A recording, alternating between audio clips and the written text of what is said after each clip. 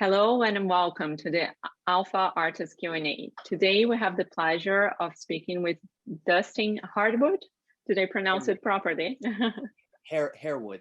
Yes. Harewood. I'm so Yeah. sorry, Harewood. No problem at all. No problem at all.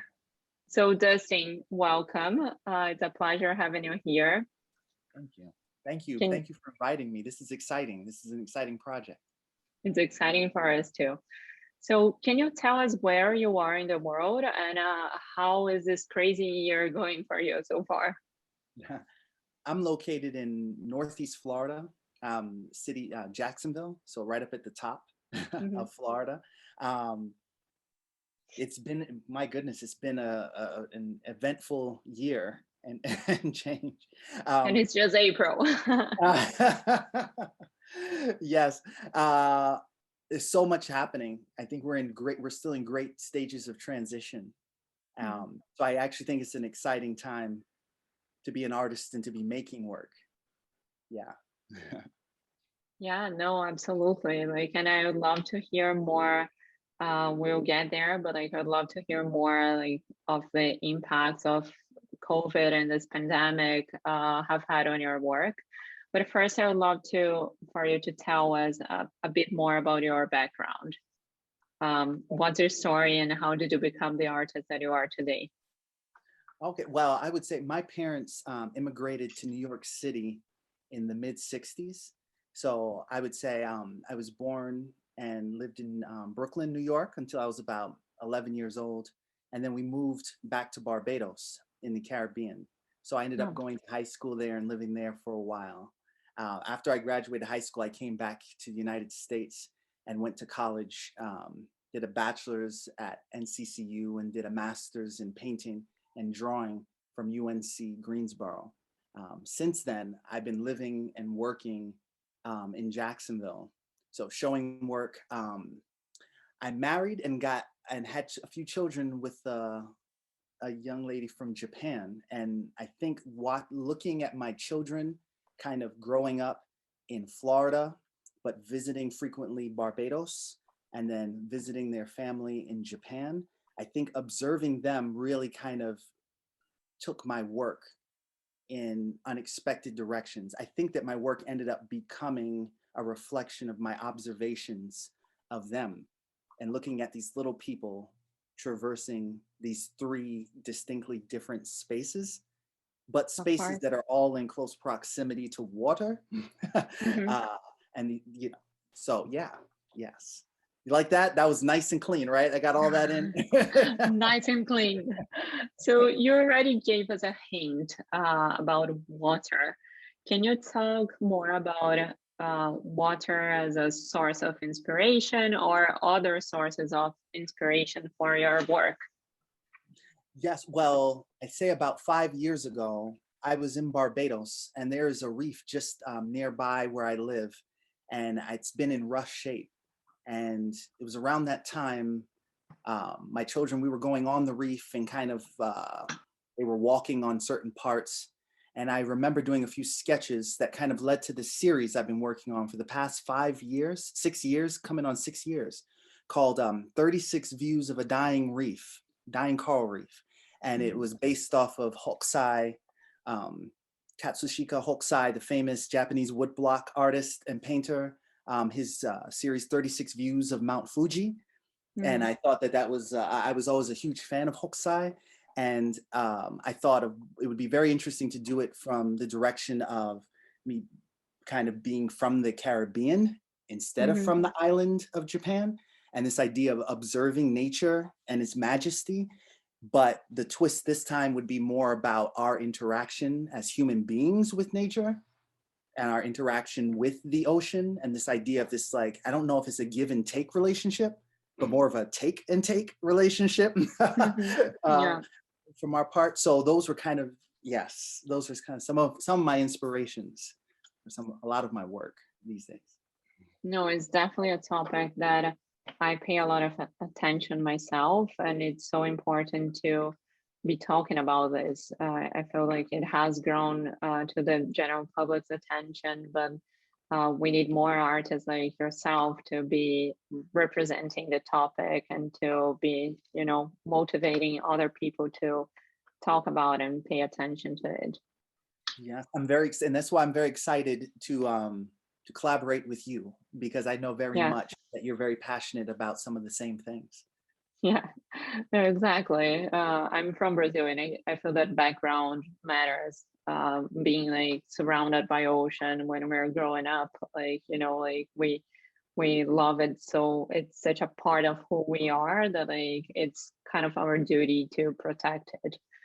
But I was trying to share some of your works, but I'm having a little bit of technical problems. So considering that you have a beautiful piece behind you, could you explain a bit about your technique, like, and how do you go from idea to having a complete piece?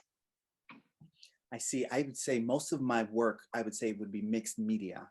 So I think a lot of things that I do, I would be dealing with acrylic paint, oil sticks. I would be using newspapers and doing a lot of collage work. I'd tear up a lot of maps of Florida that I've kind of collected from libraries, kind of like Mhm. getting rid of their old, um, analog material. Yes, and that mixed media, the idea of mixed media, I think is very exciting.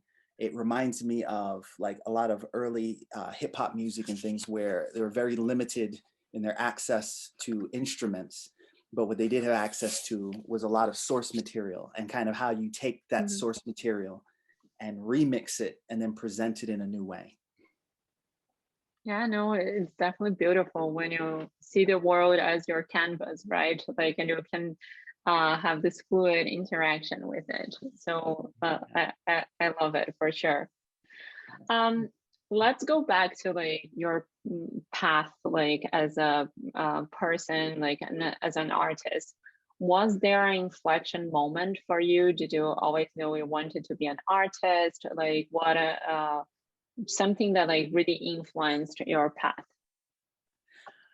I think that so you know that whole thing about all of us as kids were always making work, and at some Mhm. point for some reason we stop making art somewhere along the line, and I'm not sure when exactly that happens, but it goes from being very much encouraged to slowly it starts to become discouraged, doesn't it? Don't you Mhm. find as we mature? For um sure. I think the bridge, I this is going to sound silly, but it was really like drawing silly things like little comic books and things. I think I just realized that I got a lot of attention and positive reinforcement from my friends and realized that I was a little bit better at all the rest of them at doing these little silly drawings. And I think that's where I started to realize that I kind of had a bit more of a gift in that Mhm. area. Uh, and then I had my parents sent me to classes at the Brooklyn Museum That's because one amazing. of my teachers in second grade said, "Oh, this, you should expose him to a little more." And I think when I started going to those Saturday morning classes at the Brooklyn Museum, when I think I was about 8, 9, I think that's when I think it became a little more important, a little more Mhm. substantial. And then from there to now, I guess I just have not stopped. No, it's so lucky for you to have had supportive parents. That's not always the case when it comes to creative fields, and Not at also to understand at such an early age that that was your path, your passion, and where your talents were. Very cool. So, and what about the future? How do you see your work developing in the future? Like, and are there any cool projects that you're hoping to complete, maybe this year or like, like looking ahead? Yes, I think well, an exciting thing that may be happening this summer is that some of the I may be traveling to Japan again to do a collaboration with the local government in Aomori, which is the top prefecture and the main island, Hmm. and they have a huge ferry boat that used to connect the mainland to Hokkaido, which is the island above, and it's been retired and turned into a museum. And I may be going there to do a project with local children, and we may be doing some art on that actual ferry. And I will plan to show some work and do some interaction with the, I would say, not only with the ferry, but with some of the fishermen and kind of some of the local culture there, that's very much tied to the ocean again, but in Mm-hmm. that location. So that may be happening this summer. And I'm very excited to kind of, yeah, to get that going. Yeah, and share that with kids, you know, prepare the next generations to be advocates for the ocean as well. I hope that, I think that's what they say is one of the greatest gifts we can give, is kind of to hopefully inspire someone along the way. Mm-hmm. And so hopefully, I think that that's going to be an exciting project. And hopefully we'll get Yeah. some young kids that will hopefully maybe get to interact with me. And then maybe they see this as a path for themselves, Mm-hmm. visual arts. Yeah. Absolutely. I look forward to hearing more about this. Thank You touched on something important, which is inspiration. And I think this past year, or over a year, has been so hard for most of us. So I would love, now that we're approaching the end of this conversation, for you to share some of the things which kept you inspired and that maybe will help our audiences be inspired. That's a great question.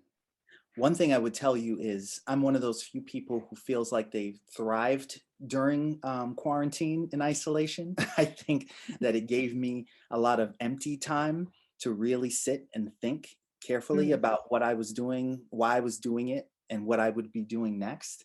And I think my art making process is usually a solitary practice, so it afforded me time that I didn't have. Um, and I think this is an exciting shift culturally. There are a lot of things going on, especially me being, as a Black person in the United States, and a lot of Mm-hmm. what's happening politically. I think what's lost also, there are a lot of social things happening. I don't think as much environmental at the moment. Mm-hmm. But I'm hoping that through the work that we don't forget about the environmental side of a lot of this. And even though we're dealing with a lot of social unrest and a lot of social issues. Mm-hmm. Yeah, I think that's the best answer I've got for you right now. No, it's wonderful. I agree. I think in spite of the hardships, it has been a productive year, and I think time to think it's not a bad thing. You know, like I think like well, I agree. I share There's the a same lot of experience. content, right? It's content is overwhelming, I think, these days. There's so Mm-hmm. much coming at us. And I think our lives get so busy and it gets so noisy and there's so much. And I think there have Mm-hmm. been a lot of great quiet moments that I've had Mm-hmm. during this time that I really appreciate. Yeah, reflection. Well, Dustin, thank you so much. It has been a pleasure learning more about your career, your aspirations. You are an inspiration for all of us. So thank you. And Thank for those who are watching, stay tuned. We have more amazing content coming soon. Bye. you. All right.